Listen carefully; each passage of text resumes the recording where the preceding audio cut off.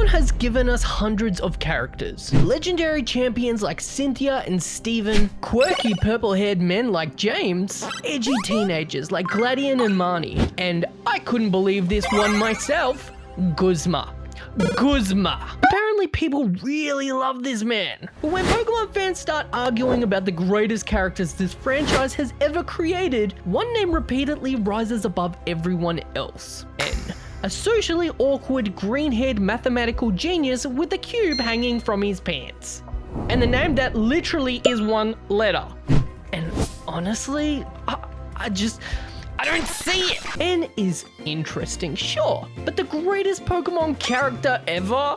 There are characters with more screen time, more detailed relationships, and arguably even more emotional stories. Is Natural Harmonia Gropius genuinely one of the greatest characters Pokemon has ever written? Or have fans spent the last 15 years massively overhyping a green-haired man who enjoys Ferris wheels? Let's find out. When N first approaches you in Accumula Town, he does something almost no Pokemon antagonist has ever done before. He asks a genuinely reasonable question, which is already a massive improvement over Pokemon villains whose plans usually consist of more water, less water, restart the entire universe. And looks at your Pokemon and asks, are Pokemon actually happy being captured by humans? And suddenly, this entire franchise becomes a little bit uncomfortable because we have been capturing Pokemon for years without questioning it. We throw a ball at them, force them to battle, and then when they are no longer useful, we place them inside of a computer for 17 years.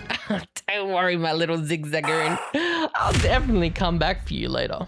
To us, this is simply how Pokemon works. But N looks at the entire system and asks whether Pokemon actually chose any of it. And the worst part is, he kind of has a point. Now, obviously, Pokemon has shown us countless times that Pokemon genuinely love their trainers. They enjoy battling, they form friendships, they save people, some of them even work normal jobs. Machoke's probably completed more construction work than I ever will. But N was the first major character who directly questioned the morality of what the player was doing, because he could actually hear the voices of Pokemon. And when he first meets you, he listens to your Pokemon, expecting to hear fear, anger, or resentment. Instead, your Pokemon tells him that he likes you, because according to everything he understands about the world, that should be impossible. And to probably understand why that moment affected him so much, we need to look at where N actually came from. N began his life as an orphan living in the woods alongside Pokemon. He had almost no connection to ordinary human society until he was discovered by Getsus. And instead of helping this isolated child learn about humans and Pokemon properly, Getsus thought,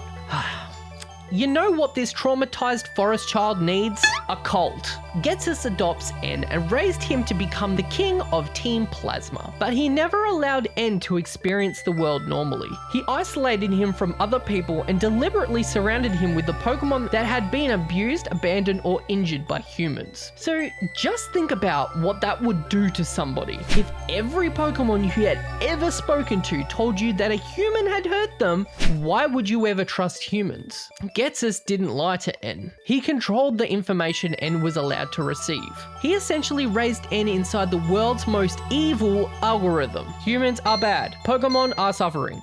Would you like to see the 17 more examples confirming the exact same opinion? And then we finally reached N's childhood bedroom inside his castle. And this is where his backstory becomes genuinely disturbing. Because at first, the room looks innocent, and then you remember that N is approximately 20 years old. And according to the game, some of those toys have been used recently. Oh. And that changes how you see him. N's compassion for Pokemon was completely genuine. Getsus took that best part of him, his empathy, and used it to manipulate him. So now, instead of battling villains who wants to hurt everyone, you are battling someone who genuinely believes that you are a villain. But does having a tragic childhood automatically make N the greatest character in Pokemon?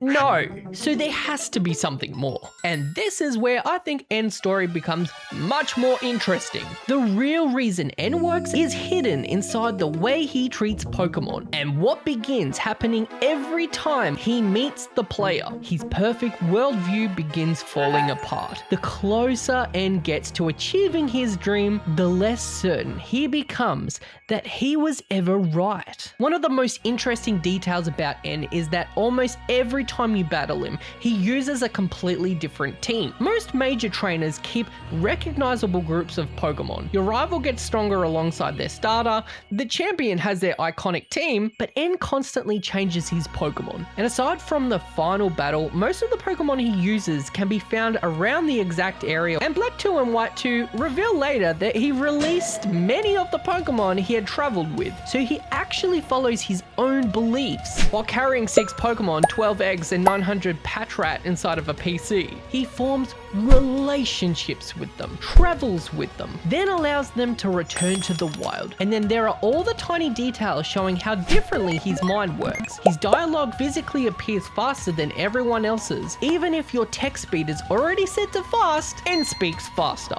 Charon meets him for approximately 12 seconds and then immediately tells him, "Slow down, you talk too fast." Which is a very polite way of saying, "Brother, I have absolutely no idea what you just said." N is also described as possessing an extremely high IQ and having an incredible talent for mathematics. Even the N in his name comes from natural numbers. The cube hanging from his pants resembles a mathematical puzzle, and his final battle theme incorporates prime numbers through the notes, rhythms, and structure of the music. They put mathematics into the man's boss theme. I can barely count how many Pokemon are on my team. And this man has got prime numbers playing in the background while he destroys me with a legendary dragon. What makes fans attach themselves to N is watching someone this intelligent slowly realize that his entire understanding of the world does not make sense. N sees everything as black and white, but then he meets you and your Pokemon likes you, and that shouldn't happen. Every positive relationship he witnesses becomes another crack in the world gets us built around him. At first it seems like he's testing your beliefs, but really, he is testing his own. You become the one thing he cannot fit into his formula. And if Getsus was wrong about that, then maybe Getsus was wrong about everything. By the time N reaches the Pokemon League, he has technically achieved everything he wanted. He defeated Alda, he became the champion, he awakens one of Unova's legendary dragons. And then N's castle suddenly explodes out of the ground and surrounds the Pokemon League, which is incredibly dramatic. This man could have simply walked through the front door, but no, his entire castle, entire castle. It has the power, the legendary Pokemon, and the position he believed would finally prove that he was right, but he still needed to face you, because deep down, he's already starting to doubt himself. And when you eventually defeat him, N doesn't throw a tantrum. He doesn't blame his Pokemon. He doesn't pull out a second even larger castle. He finally listens. He admits that from the moment he met you, your Pokemon had challenged everything he believed in. That is what makes his eventual defeat so powerful.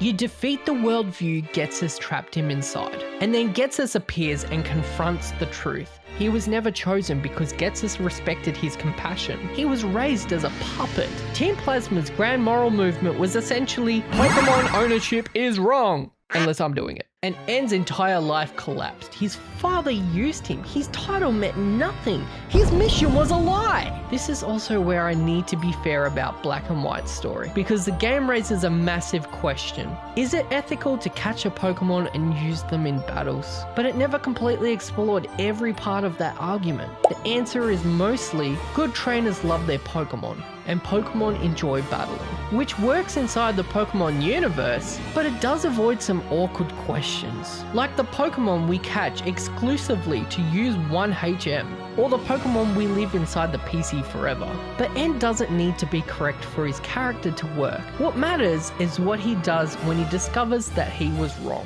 Because a lot of people claim that they want to know the truth, but what they actually want is for the truth to agree with them. N has spent his entire life believing one thing, and when reality finally proves that belief wrong, he changes. He doesn't look directly into the camera and announce, "Perhaps the real truth and ideas were the friends we made along the way."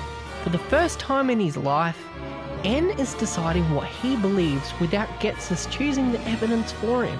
Then, 2 years later, he returns in Black 2 and White 2. But this time, he isn't standing beside Team Plasma. He is standing against them.